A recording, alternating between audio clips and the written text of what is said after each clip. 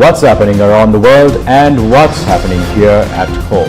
A very good evening to and welcome to Primetime News. I'm Sandro Ferdinando. And I'm Naveksha Gunasekara. We start off by taking a look at your headlines for tonight.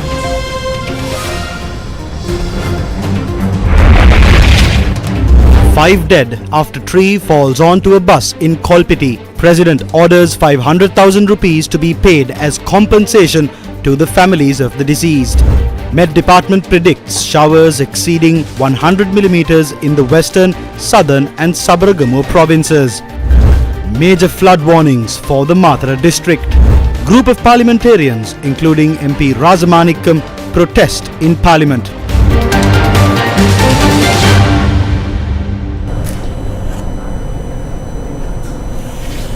A tragic accident in Kolpiti claimed the lives of 5 people today. 3 people injured in the accident were still receiving treatment at the Colombo National Hospital by this evening.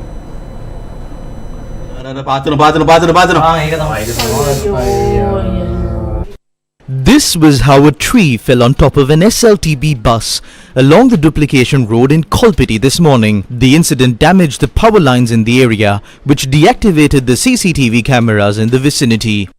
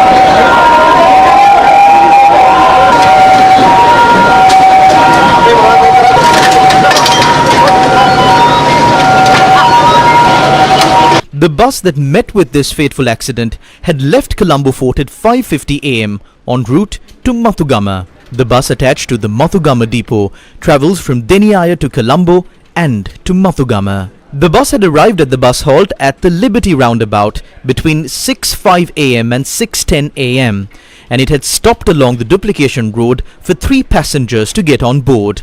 The tree had fallen on the bus while it was stopped at the bus halt. About 35 passengers were on the bus at the time of the incident.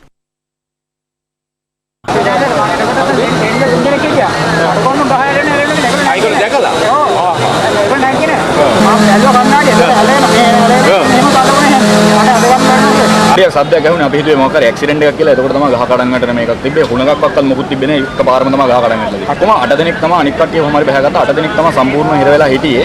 ප්‍රමාද පිටිපස්සේ ළමයි ටික බැස්සුවා. ඊට පස්සේ බලනකොට ඇතුළේ කට්ටියක් හිර වෙලා කියලා කිව්වා. People in the vicinity of the bus, the police, members of the Air Force and the fire department assisted in rescuing the passengers stuck inside the bus. The Colombo National Hospital said that the 5 people who died in the accident had passed away even before they were hospitalized. The deceased have been identified. Among the deceased are GAA Chaturanga, a 35-year-old resident of Ahangama, 54-year-old US Priyanjana, a resident of Colombo 13, Balakrishnan Subramaniam, a 65-year-old resident of Paliagoda, Aruna Fernando, a 30-year-old resident of Ragama, and HMSB Ratnayaka, a 31-year-old resident of Mathale. Hundreds of thousands of people walk past by this tree in Kolpiti on a daily basis here in Sri Lanka. Even our viewers out there would have at least walked past by this tree or even driven past by this tree once, at least in the past few weeks. Now, just looking at this tree is enough to tell you that this tree is weak and that this tree is slanted towards the road. Also, the concrete that has been laid near the roots of this tree go very close to the roots of this tree. The pavement goes right above the roots of this tree, and there are various other constructions, of course, that has taken place in the vicinity of the roots of this tree. Also, do you notice that the branches that are growing towards the buildings have been trimmed, while the branches that are growing towards the road have not? And this obviously affects the balance of this massive tree. The Colombo Municipal Council also said that they had not received reports of the threat posed by this tree.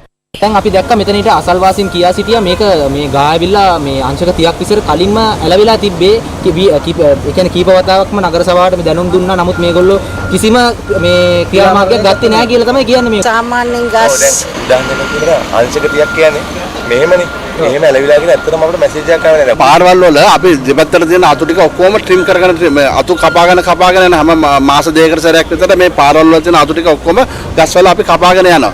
සමහර වෙලාවට ඉතින් වතුර පාරක් හරි මොකක් හරි පල්ලෙහෙන් ඇවිල්ලා අපි එහෙම හිතන්න බෑ.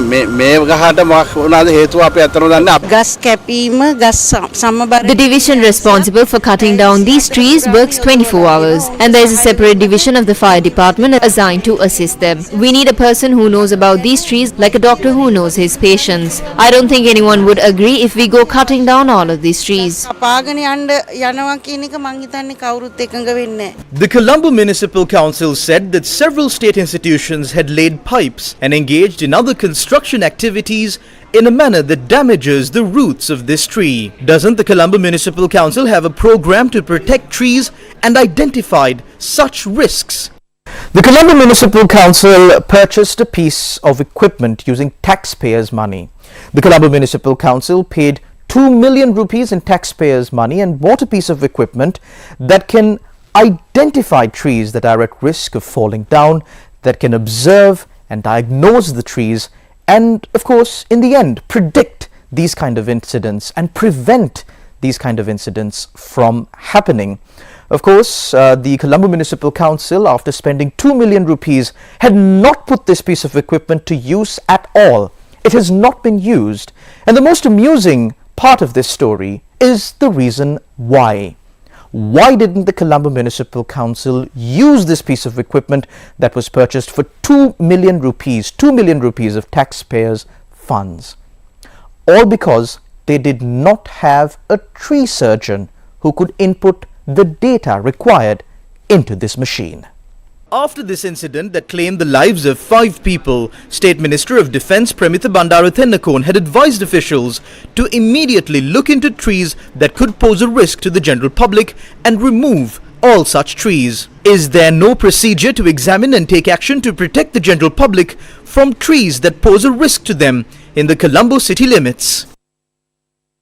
ඒ ගස් නිරන්තරයෙන් විද්‍යාත්මක පදනමක් මත නිරීක්ෂණය කළා ඒ සඳහා අවශ්‍ය දත්ත සටහන් කරගෙන හිටියොත් If these trees are studied properly, we can scientifically predict if a tree is about to fall and identify the threat. There is actually an international method to observe and classify trees whose collapse is imminent. There is a method to identify if these trees will pose a risk to the general public. Unfortunately, if a branch of a tree is dead, we just remove it. But concrete and bricks are laid very close to the trees in the city, and these trees in the city need space to breathe just like people. But these trees can't do that. So when they don't have oxygen, they get weak. Even in this tree that fell the entire root system above the ground. There is no need to spend large amounts of money to import equipment into the country. There are very simple ways to identify if a tree is facing a risk of collapsing. We teach these things to students studying at our university. If such a person is contacted, they will provide their knowledge free of charge. Meanwhile, the President's Media Division announced that the President has ordered a payment of 500,000 rupees as compensation to the families of the 5 victims who lost their lives in today's tragic accident. Flow of traffic along the duplication road in Colombo was hampered after the incident and was restored to normalcy after a few hours. 85 people were reported injured in Kuliapitia and Kajugama, Gampaha as a result of 2 accidents that took place today. 2 buses collided at about 7 a.m. today on the Kuliapitia Hettipula road in Karantippala today. The police reported that the collision was between a school bus carrying students in an SLTB bus. 65 people were reported injured from the collision. 45 among them were students. The injured were admitted to the Kuliapitia Teaching Hospital. The hospital deputy director Dr. Amila Maduragoda stated that there were no critical cases among the injured and most patients left the hospital after treatment. 12 students and another 15 people are still under treatment at the hospital. The police suspect the cause of the accident as overspeeding by the SLTB bus.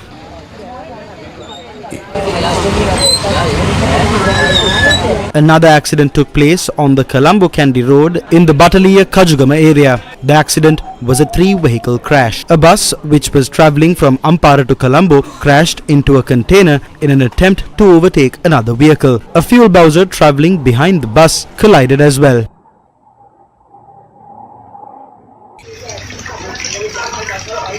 "20 victims reported injured were admitted to the Watupitivala Base Hospital. According to our correspondent, one patient in critical condition was transferred to the Colombo General Hospital.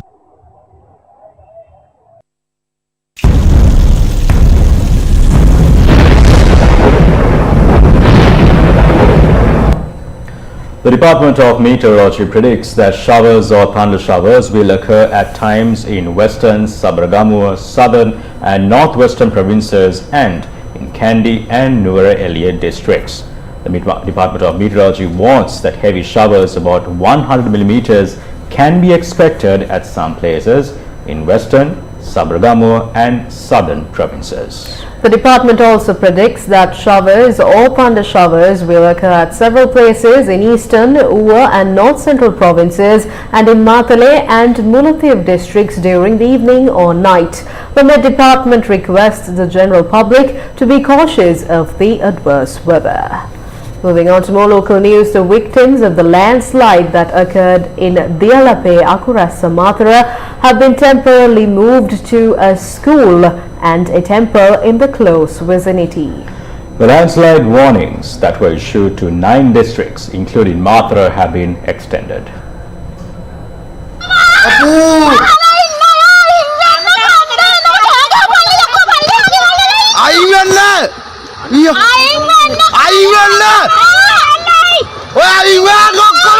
A portion of the Akurasa Thannapitahena mountain collapsed at around 3:45 p.m. yesterday. Due to this landslide, 6 houses have been completely damaged and 3 houses have been partially damaged.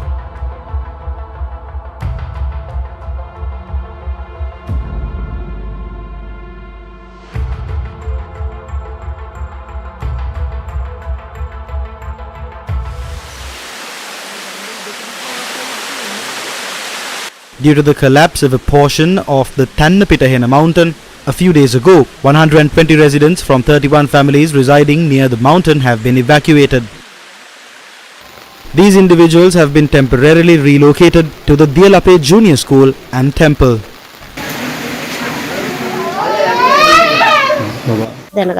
We got worried when we got to know. It's been 4 days since we saw a water flow. We found the collapsed portion of the mountain only when we traced a small stream of water. We were unaware of this situation and we stayed in our house even after the incident had occurred. Then the police and the priests of our temple immediately relocated us to these places.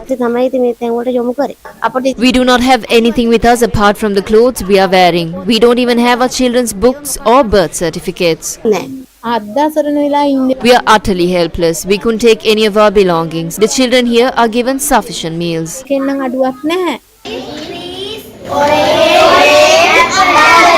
These children are preparing for the scholarship examination amidst these conditions. Food and basic needs for the people affected are being provided by the Akurasa Divisional Secretariat and the Mathura District Disaster Management Unit. The Disaster Management Center had informed the people of several other houses to evacuate this morning. This incident was caused due to a stream of water which flows through the mountain. The residents have said that landslides have occurred in various parts of the mountain after the first landslide. The police have informed the general public to refrain going to dangerous places to protect their belongings. Although permission was not given by the Disaster Management Unit, people living around the Thannapitahena mountain were seen going to their homes from time to time and to take their belongings.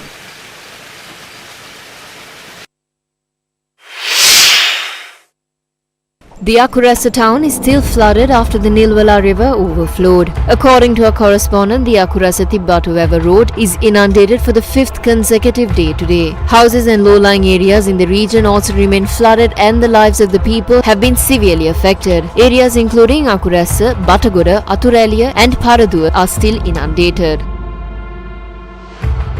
Area residents say that the salt barrier constructed across the Nilwala river is one of the reasons for the water levels not receding.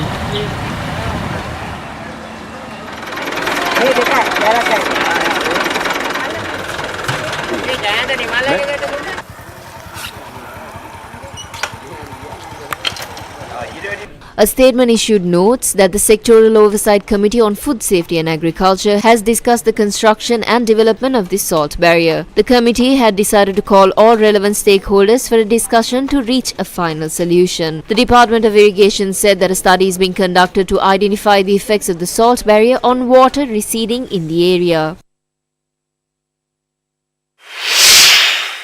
There is a discussion on managing this situation with the district secretary. These matters were discussed at this meeting. Thereby certain decisions will be made. The impact is high in Tihagoda, Kamburupitiya and Malimbada and in Aturuli Akurasa. I believe that the office of the Director of Irrigation, the GOL office as well as the head office are coordinating with each other in providing assistance to the Mathura Regional Engineers Office. Also, we are receiving the support from the district secretary and the Disaster Management Center. We are constantly monitoring the flood water barriers and these barriers are stable for the moment. We also need to say that with the rainfall that we are receiving, if there is a further increase in the water level of the Nilwala river, residents residing in the vicinity of the lower basin must remain cautious of the situation.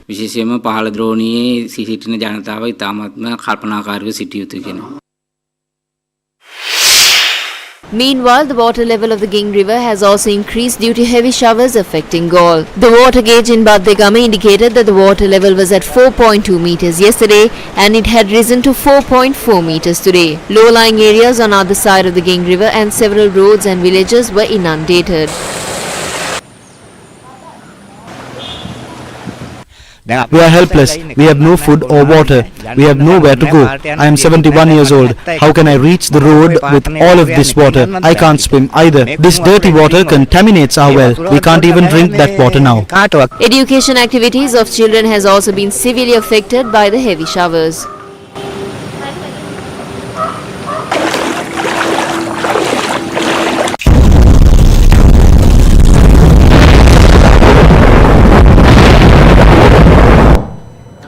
Former President Mahinda Rajapaksa, who has been visiting several religious places lately, visited the Mayurapati Bhatrakali Amman Kovil today.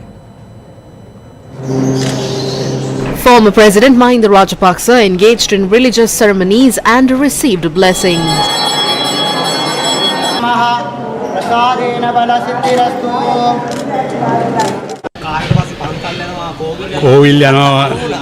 The objective is to gain merit. The objective is to go since there is a younger generation in our team and therefore praying for a better future for them. We keep supporting them and moving forward. Even inexperienced leadership should be considered. It is the people that bring them in, not me. No, I can't tell you that. We have to fulfill the requirements of the people. The Supreme Court determined today that the expulsion of Nazir Ahmed from the party membership is a valid and legal decision. The petition that was submitted by Nazir Ahmed challenging the letter sent to the Supreme Court by the General Secretary of the Sri Lanka Muslim Congress, Nizam Karyappa, requesting the court to remove him from the party was rejected by the Supreme Court today.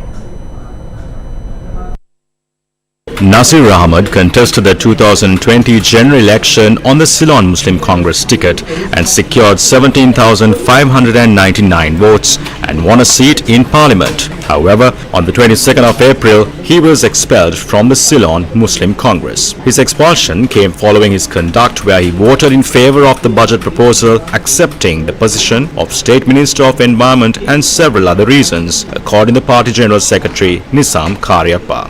Nazir Ahmad filed a petition in the Supreme Court challenging his expulsion from the Ceylon Muslim Congress, and his petition was taken up today before a bench comprising of Justices Pradeepam Surasena, S. Thurairaja and Mahinda Samyavardhana. The Supreme Court bench rejecting the petition held that the expulsion of Nazir Ahmad from the Ceylon Muslim Congress is valid and legal.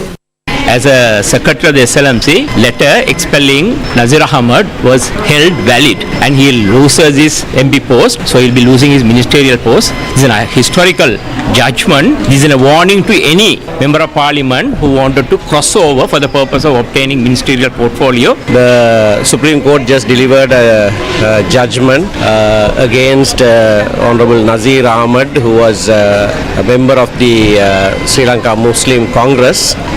And Sri Lanka Muslim Congress had removed him from party membership for violating party discipline. He filed an application in the Supreme Court in terms of the Constitution to have that decision overturned. After arguments, the three judges who constituted the bench have unanimously held that the Sri Lanka Muslim Congress's decision to expel Nazir Ahmad is valid, and therefore he loses his parliamentary seat forthwith. This is a historic judgment in the sense that we've seen in the last several years, 20-25 years, several MPs who crossed over to other parties have remained MPs because they've come to court and got judgments that their expulsion was invalid. After a long time, this is the first case that has gone the other way, holding that if you violate party discipline and cross over, then you lose your parliamentary seat. And in the circumstances of this particular case, they have also held that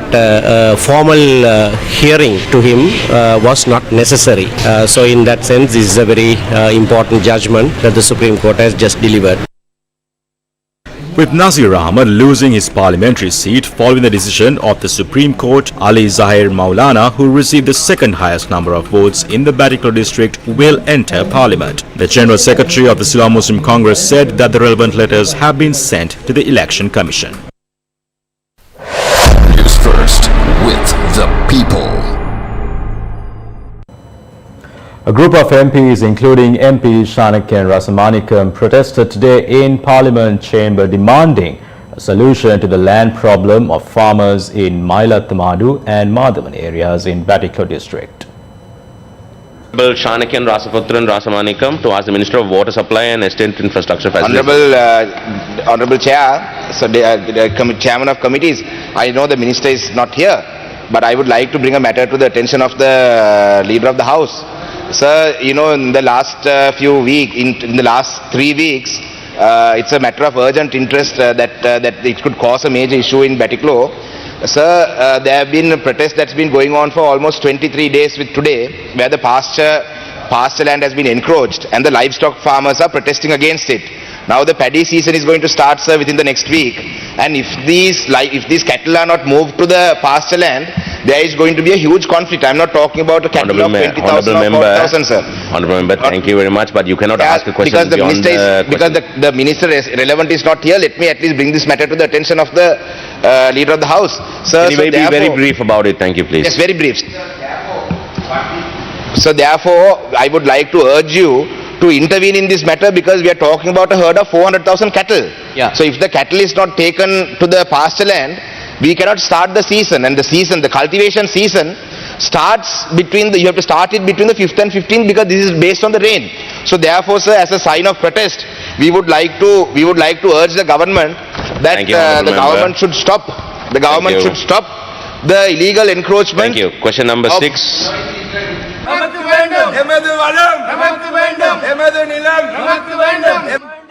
Parliamentarians S. Sridharan, Thavarasa Kalearasan, S. Nogarada Lingam and V. Radhakrishnan also supported the protest. මේ ප්‍රශ්නය මහවැලි අමාත්‍යාංශයට අයිති වගේම district ලේකම්තුමාටත් මේක කැඳවලා විසඳන්න පුළුවන්. ඔව්. අධිපතිතුමා දැන් පුරුදු වෙලා තියෙනවා හිතානිකේ කලින් මේක අයිති කරනවා කියලා. අපි කියන්නේ ඒක වහාම IGP එක කතා කරන්න වාරිමාර්ග අමාත්‍යාංශ ලේකම්තුමාට කතා කරලා මේක දැනුවත් කරනවා. අද කෝට් ඕඩර්. ඔයා ඉන්නකො කෝට් සාඩ ඔයා ගන්න මගුල. Court order. 13 දෙනෙක්ට ඒරවුරු උසාවියේ කෝට් සෑම කරලා උසාවියේ ඔයා හිරේ යන්නේ නැහැ. ඔයා ගන්න හිරේ. Parliamentary debates grew heated today when an issue was raised by MP Govinda Kumaratunga regarding the Employees Provident Fund. Several MPs pointed out that the government is delaying answering the question raised by MP Govinda Kumaratunga. I questioned what is the interest rate of 2022 given for the Employees Provident Fund 2 months ago. Honourable member, the question has been asked. Let the leader of the house answer. Honourable member, let the leader of the house answer. 2 months. I request for 2 months. Thank you. This is not a price. This is not a. You took 2 months to respond to this question. Isn't it unethical to postpone answering this question by 2 weeks, given the fact that the State Finance Minister is also present in the chamber? These institutions are requesting 2 more weeks to answer this question. According to Parliament rules, we have the right to take time as well. I am asking about the 2022 interest rate, what the amount is. Is it in the central bank reports? 29% has been paid by the central bank. Are you asking a question knowing the answer? If you know what the answer is, why are you asking? I will clearly provide an answer to this in 2 weeks. This is a single digit amount. They are ignoring this intentionally. You have no right to hide this amount. This is not the fund of Ranjit Siambalapitiya, Shehan Semasinghe or Ranil Wickramasinghe. The finance minister can take a call and inquire now itself. You have already cut off the benefits that were passed after 2 to 3 days of debating in Parliament. Now you are saying that you don't know the amount in 2022. Are you a child? Reveal the number to the country. I accept that we must provide an answer. When presenting information to the Parliament, it must be true and accurate. I cannot look into it over the phone. The officials have the right to take time to provide an answer. Now you are saying 9% of profits will be provided. When you say that, you must also mention the percentage paid last year. Is it justifiable to ask for more time? Reveal this to the Parliament this evening. That is how some speakers used to function. I will refer to the Honourable Speaker. Honourable Deputy Speaker is there. I will refer to them. The Speaker is not here. I did not see him for a week. He must be here at least on Parliament days. I adjourn the Parliament for 10 minutes. Owing to the tense situation, Deputy Chairman of Committees Angajan Ramanathan adjourned the sessions. After about 10 minutes, Parliament was convened again by the Deputy Speaker. We requested the Speaker to order the Minister to provide an answer in the coming days. I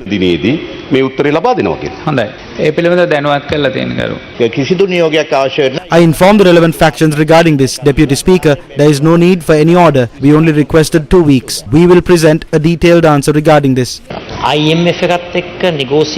When going for negotiations and reaching an agreement with the IMF, we must be aware of all the information prior to reaching the agreement. No other country that went to the IMF meddled with the funds of the working people or pension funds. This is a government that looted the savings of the working people. After doing so, they are saying they don't have data and they need several months to provide the data. What is this joke? The opposition stands up for the people of this country. The government doesn't have a mandate to provide concessions to billionaires arbitrarily and burden the common public.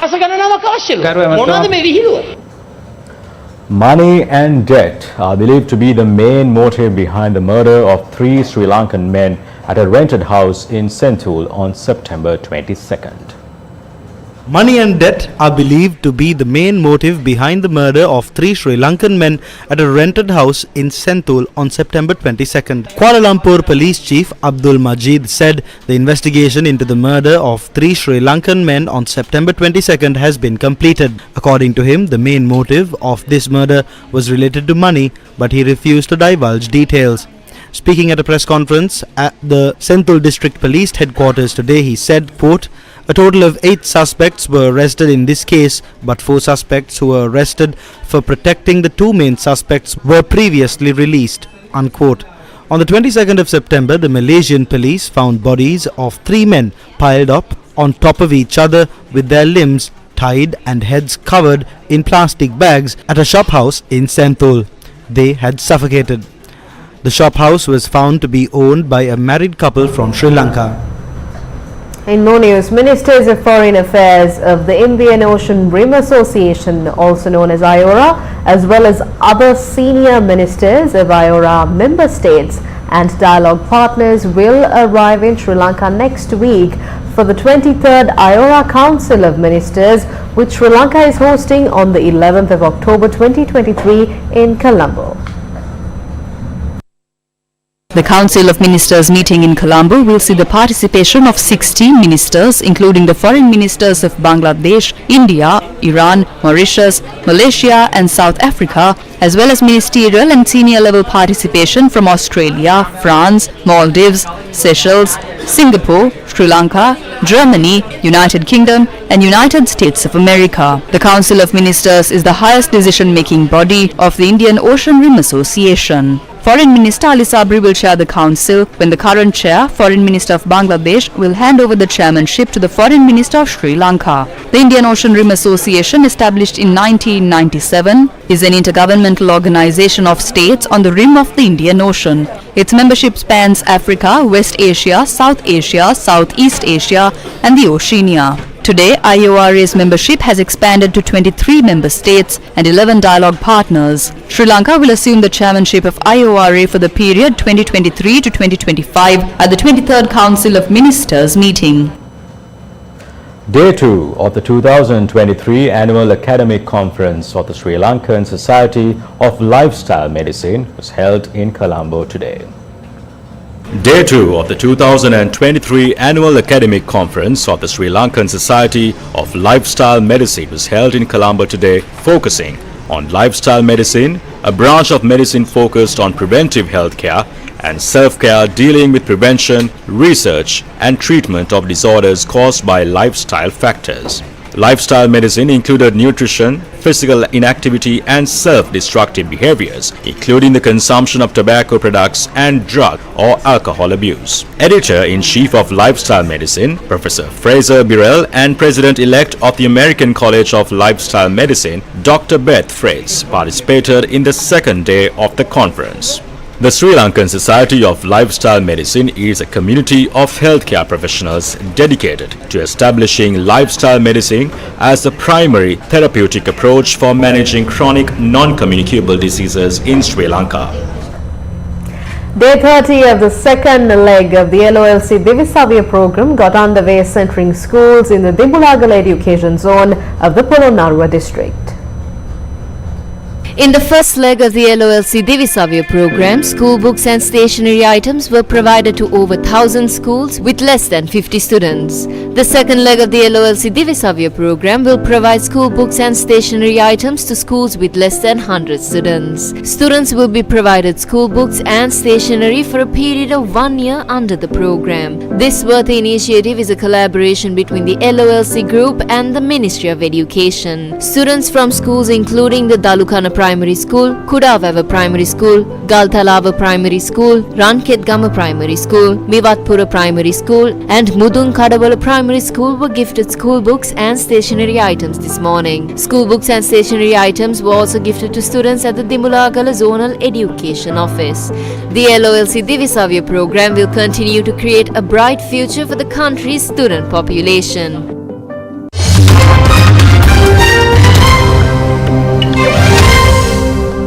In news overseas, a drone attack on a military college in Syria's Homs province during a graduation ceremony has killed at least 100 people and wounded more than 240, according to Syrian health ministers. The Syrian Observatory for Human Rights said more than 100 people were killed and 125 injured. An official in the alliance backing Syria's government said the toll was about 100. Health Minister Hassan al-Gabash gave a lower figure, telling state television 80 people had been killed, including 6 children, but that about 240 people had been injured. There were concerns the death toll could rise further as many of the wounded were in serious condition. There was no immediate